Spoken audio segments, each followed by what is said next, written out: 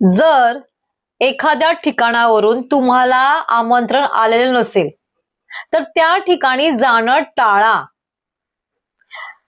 आपण कसा विचार करतो माहितीये, खूप साधा सिंपल विचार करतो की नाही ते माझ्या घरचं कार्य आहे, ते माझ्या खूप जवळची माणसं आहेत, धावपळीमध्ये विसरले असतील.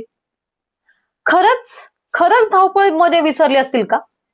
मग एवढीच धावपळ आहे त्यांना, तर मग ते बाकीच्यांना इन्व्हिटेशन द्यायला, आमंत्रण द्यायला का नाही विसरले? ते तुम्हालाच इन्व्हाइट करायला का विसरले बरं? कारण त्यांच्या नजरेत कदाचित तुमची किंमत कमी आहे.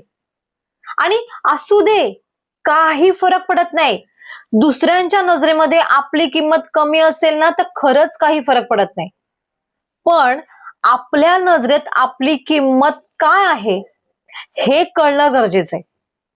जर तुमच्या नजरेमध्ये तुमची किंमत मोठी असेल ना, जर तुम्हाला तुमची किंमत कळत असेल ना, तर मग तुम्ही त्या ठिकाणी नाही गेलं पाहिजे.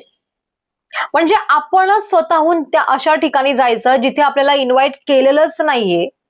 भोळा भाबडा आपला विचार करून जायचं की नाही, आपली जवळची माणसं आहेत, गेलं पाहिजे, माझं काम आहे. काय काम आहे तुमचं?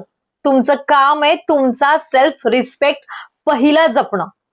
इन्व्हाइट केलं असेल तर बिनधास्त जायला पाहिजे, काम केलं पाहिजे, 100% काम केलं पाहिजे. पण जर नाही बोलवलं ना आपल्याला, तर आपण नाही गेलं पाहिजे. कारण भाई, माझी किंमत माझ्या नजरेमध्ये खूप आहे.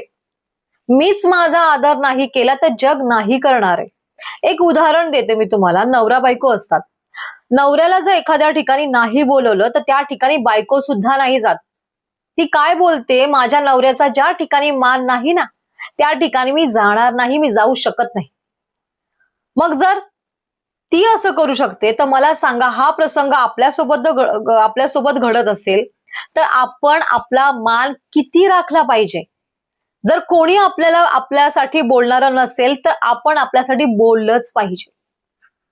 एक गोष्ट लक्षात ठेवा, आपण जर आपला मान किंवा आपण जर आपला सेल्फ रिस्पेक्ट नाही जपला ना, तर हे जग सुद्धा ते नाही जपणार आहे. कळतंय का? त्याच्यामुळे अशा ठिकाणी जाणं टाळा जिथे तुमची किंमत कमी असेल. कारण तुमची किंमत तुमच्या नजरेमध्ये मोठी असली पाहिजे. समजते का?